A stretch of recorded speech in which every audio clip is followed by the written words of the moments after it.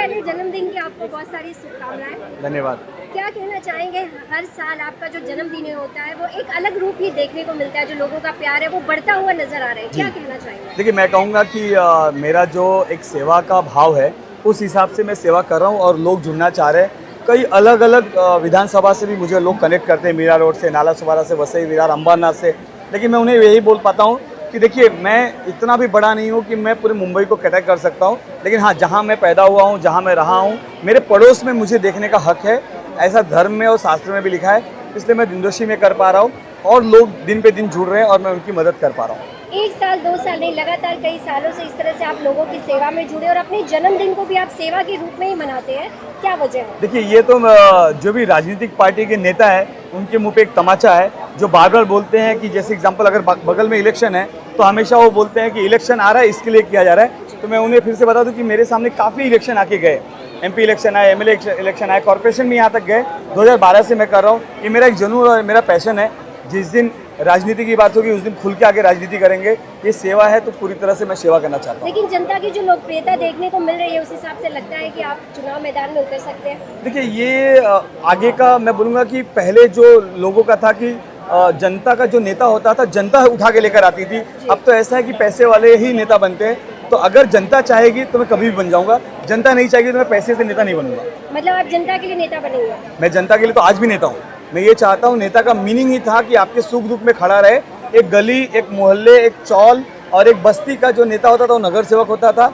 अगर 7-8 लोगों की बस्तियों को मिलाने के बाद एक MLA होता था। लेकिन आज लोगों ने बहुत बाइफिकेशन चेंज कर दिया है। लेकिन मैं उनका नेता हूँ, मैं उनके लिए खड़ा हूँ। लेकिन नेता का बाइफिकेशन जो अलग चल रहा है समाज में, उस हिसाब का नेता नहीं हूँ। आज आपने जन्मदिन पर क्या कुछ किया? हर साल आप करते तो इस साल आपने क्या? मैंने इस बार 39 ईयर्स हो गया है मेरा, तो 39 ईयर्स के हिसाब से मैंने 39 विधवा महिलाओं के लिए सिलाई मशीन का उपाय लगाया है। प्लस 39 जो काम वाली घर पे जा जाके काम करती है उनके बच्चों के लिए फ़ीस का उपाय लगाया है। प्लस 100 बच्चों के लिए बैग दिया हुआ है। इसके अलावा पिछले 15 से 20 दिनों से लगातार संस्था की तरफ से वार्ड वाइज हमने कार्यक्रम दिया था। हम अपने पदाधिकारियों से ये सीख मांग रहे थे कि हम इतने टाइम से मैं कर रहा हूँ, आपने क्या सिखाई? भले आप 2000-5000 रुपये का खर्चा कीजिए, लेकिन आपने सीखा है क्योंकि आपका बच्चा भी देखेगा तो कल ना कल करेगा। गौरी शंकर कब तक करेंगे? एक समय, एक एज आने के बाद क्या ये दिया बुझ जाए कि आने वाली पीढ़ी भी करते रहे? तो मैं उनमें एक जोत जगा रहा हूँ कि कोई ना कोई इसको लेके चलता रहे। क्या था वो समय, कौन सा वो दिन था जब गौरी शंकर चौबे जी के मन में आया था कि लोगों की सेवा करना ही उनका पहला कर्तव्य हो? देखिए, 2012 मैंने 2011 में अपनी खुद की एक फॉर्म चालू की थी जहाँ पे मैं लोगों को रोजगार देता हूँ। आज भी है मेरा, लोगों को रोजगार देता हूँ। मैंने देखा कि बेरोजगारी बहुत है, उसी हिसाब से मैं रोजगार का काम चालू किया और आज देश के हर एक कोने में मैं रोजगार देता हूँ और विदेशों में भी देता हूँ। प्रॉपर गवर्नमेंट से रजिस्टर्ड, अब 15 साल पुरानी कंपनी है। जब 2011 में मैंने रजिस्टर्ड करके पैर जमाने की कोशिश किया, उसी समय समझ लिया कि मैं जो भी कमाऊंगा मेरी इनकम का, कंपनी की इनकम का नहीं, मेरी इनकम का जो मेरे अकाउंट में आएगा उससे 10% निकाल के लोगों की सेवा करने की कोशिश करूंगा। और ईश्वर जितना देगा उसका 10% दूंगा। अगर वो कम देगा तो मैं कम करूंगा, लेकिन मैं मेरे परिवार का हिस्सा नहीं दूंगा। क्योंकि ये 2010 के पहले शादी करके आया तो बीवी बच्चे सबकी इच्छा है, माँ बाप है तो उनकी सेवा करनी है, तो मैं वो 10% ही निकाल के करता हूँ। धन्यवाद जी। क्या कहना चाहेंगे, आज गौरी शंकर के जन्मदिन पर आप यहाँ पहुँचे हैं, क्या शुभकामनाएं देना चाहेंगे? लेकिन मुझे बहुत खुशी हो रही है सबका प्यार देखकर, और उनके लिए मैं यही कहूँगा कि करता करे ना कर सके, शिव करे सो होए, और तीनों लोक नौखंड में महाकाल से बड़ा न कोय। शिव जी रहते हैं तो सारे कार्य हो जाते हैं। यहाँ तो माता जी भी हैं, गौरी शंकर दोनों हैं, तो जथा नामे तथा गुड़े है। और गौरी शंकर जी को हमेशा अपने माता पिता का धन्यवाद करते रहना चाहिए। वैसे भी वो करते हैं, बहुत नेक इंसान है, क्योंकि माता पिता ने ही नाम रखा होगा गौरी शंकर।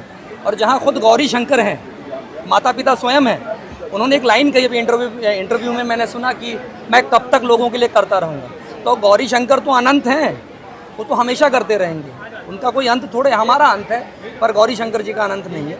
और द्वारिका माई चैरिटेबल ट्रस्ट है, तो कहते हैं स्वर्ग द्वार जो है ना वो द्वारिकाधीश है। तो यहाँ पर तो सब कुछ है, मुझे तो लगता है चारों धाम है यहाँ पर। तो मेरी ओर से दिल से विश है, मैं यही कहूँगा कि बहुत आगे बढ़ें, ईश्वर उनको शक्ति प्रदान करें और हमेशा प्यार दें। वो सबके दिल में उतरते हैं, किसी के दिल से नहीं उतरते। आपके अपकमिंग प्रोजेक्ट क्या है जो आप दर्शकों के बीच आने वाले हो जानना चाहेंगे? अभी मेरी फिल्म आ रही है शास्त्र आ रही है, और एक फिल्म मेरी आ रही है सजन संग छूटे ना।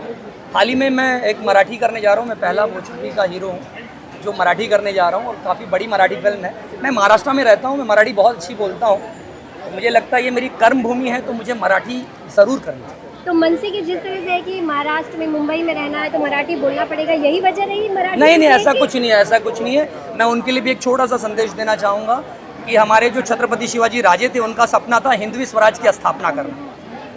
देखिए, अगर मैं संक्षिप्त में कहूँ तो आचार्य चाणक्य जी के कहने पर जो उन्होंने राह दिखाई थी ना, उनकी राह के हिसाब से ही आचार्य चाणक्य ने जो राह दिखाई थी, चंद्रगुप्त मौर्य जी ने ना पूरे भारत को एक सूत्र में बांधा था। फिर पृथ्वीराज चौहान जी आए, महाराणा प्रताप जी आए, फिर छत्रपति शिवाजी महाराज जी आए, जिन्होंने हिंदवी स्वराज की स्थापना की। उसका मतलब था स्वतंत्र राज्य, एक या यूँ कह लो एक हिंदू का स्वतंत्र राज्य, जहाँ किसी बाहरी शक्ति का हस्तक्षेप बिल्कुल ना हो। ठीक है, तो यहाँ तो सारे हिंदू हैं। और हिंद क्या है, जिसको सिंधु सिंधु कहते थे, बाहर के लोग हिंदू सिंधु नहीं कह पाते थे, तो उन्होंने इसको हिंदू नाम दे दिया। तो ये तो हिंदू राष्ट्र है ही है। जो सिंधु के इस पार रहा है वो सब हिंदू हैं, और ये हिंदू राष्ट्र है। और भाषा, सारी भाषाएं सबको सीखनी चाहिए, क्योंकि अगर आपको किसी से मिलना है, मैं आपको पूरी तरह समझ तब पाऊंगा जब मैं आपकी भाषा, आपकी भावना समझ पाऊंगा। देखिए, मैं बहुत सारी भाषाएं बोलता हूँ। मैं तेलुगु भी बोलता हूँ, गुजराती भी बोलता हूँ, मराठी भी बोलता हूँ, अवधी भी बोलता हूँ, भोजपुरी भी बोलता हूँ, थोड़ी बहुत टपोरी भी बोलता हूँ, मतलब सब कुछ बोलता हूँ लगभग, और कोशिश करता हूँ और सीखूँ। इससे मेरा जीवन, जो मेरी जीवन शैली हो, बड़ी आसान हो जाती है। बहुत बहुत धन्यवाद।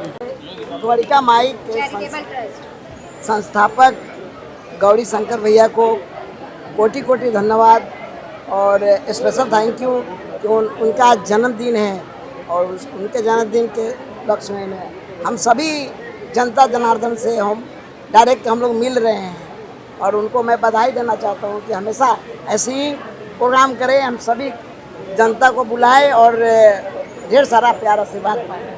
Thank you. गौरी शंकर जी का जन्मदिन है, आज आपने उनका स्वागत किया है, क्या कुछ शुभकामनाएं देना चाहेंगे, और आज उनके जन्मदिन पर क्या एक उनके बारे में खास बात आप बताना चाहेंगे? पहले तो हम लोग को बहुत खुशी, हम लोग के लिए ये जितने भी द्वारका माई चैरिटी संस्था के जितने भी कार्यकर्ता हैं, हम लोग के लिए एक त्यौहार बन जाता है, क्योंकि आज बहुत ही गर्व और उत्साह का दिन है, क्योंकि हमारे आश्री गौरी शंकर चौबे जी का जन्मदिन है, और उनका जीवन समाज के लिए समर्पित है, समाज की भलाई के लिए, समाज की ज़रूरतमंदों की चीज़ों के लिए समर्पित है। और उनका ये सोच है कि जीवन ऐसा जियो कि आने वाली पीढ़ी दर पीढ़ी मिसाल बन जाए, और यही वो कर रहे हैं। और उनको देखकर बहुत लोग फॉलो कर रहे हैं, और हम सब उनसे बहुत कुछ सीख रहे हैं। कम से कम 5000 महिलाएं इस संस्था द्वारका माई चैरिटी संस्था में जुड़ी हुई है, और हम सब के लिए गर्व की बात है।